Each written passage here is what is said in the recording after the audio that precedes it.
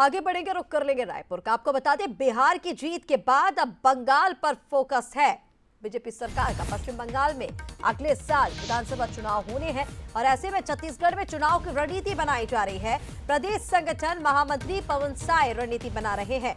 महामंत्री का 3 बार बंगाल का दौरा हो चुका है। छत्तीसगढ़ को मिली है 56 विधानसभा की जिम्मेदारी।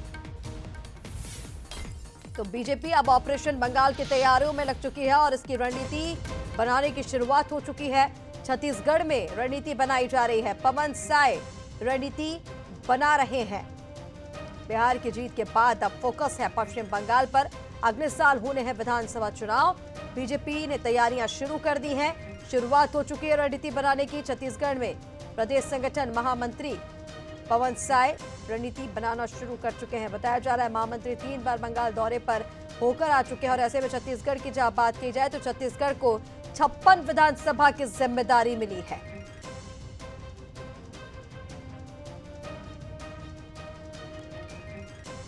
बड़ी खबर आपको बता रहे हैं, पश्चिम बंगाल में होने हैं अगले साल विधानसभा चुनाव। तैयारियां इसकी शुरू कर दी गई है। रणनीति बनाना शुरू हो चुका है छत्तीसगढ़ से। और चलिए ज्यादा बातचीत कर लेते हैं। हमारे साथ गौरव शुक्ला इस वक्त लाइव जुड़ रहे हैं। सीधा रुख कर लेंगे गौरव का।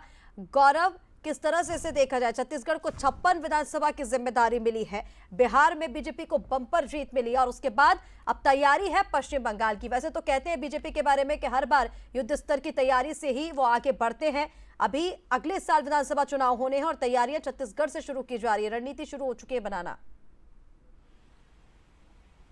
जी बिल्कुल, देखिए जिस तरीके से बीजेपी को बिहार में बम्पर जीत मिली थी, उसके तुरंत बाद जो परिणाम आए थे उसके तुरंत बाद बीजेपी ने बंगाल पर फोकस किया था और इसमें छत्तीसगढ़ की भी अहम भूमिका नजर आ रही है, क्योंकि छत्तीसगढ़ के प्रदेश संगठन महामंत्री पवन साय को 56 विधानसभाओं की जिम्मेदारी दी गई है। और पवन साय के अलावा यदि हम देखें तो दर्जनों ऐसे प्रदेश राज्य हैं जहाँ के संगठन मंत्रियों को जिम्मेदारी दी गई है, लेकिन छत्तीसगढ़ के लिए ये काफी खास इसलिए हो जाता है क्योंकि पवन साय ने अब बिहार माफ कीजिएगा बंगाल की जीत के लिए रणनीति बनाना तैयार कर दिया है। वो 3 बार बिहार बंगाल का दौरा कर चुके हैं और वहां पर जो अलग अलग ब्लॉक स्तरों में अलग अलग बांट कर जो रणनीति है और जो वहां की स्थिति है उसको समझने की कोशिश कर रहे हैं। उसके बाद एक रोड मैप तैयार किया जाएगा कि किस तरीके से बिहार चुनाव में बीजेपी को उतरना है, वहां पर जो ममता बनर्जी की सरकार है उसको किस तरीके से हराना है, इस पर वहां पर नजर बनाई जाएगी। और यदि अभी बात करें तो अभी संगठनात्मक दृष्टिकोण से जो छत्तीसगढ़ में भी बदलाव चल रहे हैं उसके चलते वो छत्तीसगढ़ में है, लेकिन जैसे यहाँ पर बदलाव पूरा होता है,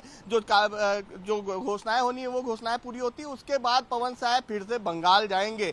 और इसलिए भी अहम हो जाता है क्योंकि छत्तीसगढ़ में लगातार जो चुनाव हुए हैं, चाहे हम विधानसभा चुनाव की बात कर ले, लोकसभा चुनाव की बात कर ले या फिर जो पंचायत और अन्य चुनाव है, नगरीय निकाय चुनाव हुए हैं, उसमें बीजेपी को बंपर जीत मिली थी। और जो रणनीति छत्तीसगढ़ में थी, क्योंकि पिछले साल 2018 के जो चुनाव हुए थे पिछले वर्ष, उसमें कहीं ना कहीं बीजेपी काफी दूर थी, बड़ी हार का सामना करना पड़ा था और 2023 में एक बार फिर से बीजेपी ने कम बैक किया था। तो इसी सब चीजों को देखते हुए और जो एक रणनीतिकार के रूप में जाना जाता है संगठन के लोगों को, तो संगठन के बड़ी जिम्मेदारी जो है वो बंगाल चुनाव में दी गई है। जी बिल्कुल गौरव, ठीक कहा आपने। छत्तीसगढ़ हर बार एक बहुत ही अब अच्छा कहा जाए कि छत्तीसगढ़ के जो कार्यकर्ता है वो हर राज्य में बहुत बेहतर प्रदर्शन कर रहे हैं। मुख्यमंत्री विष्णुदेव साय की भी अगर हम बात कर ले तो बिहार में उन्होंने जिस जिस जगह पर भी चुनाव किया वहां पर जीत हासिल हो रही है। ऐसे में जब 56 विधानसभा की जिम्मेदारी मिली है तो अब देखना ही होगा कि किस तरह से काम पश्चिम बंगाल में किया जाता है। तमाम अपडेट्स के लिए बहुत शुक्रिया आपका।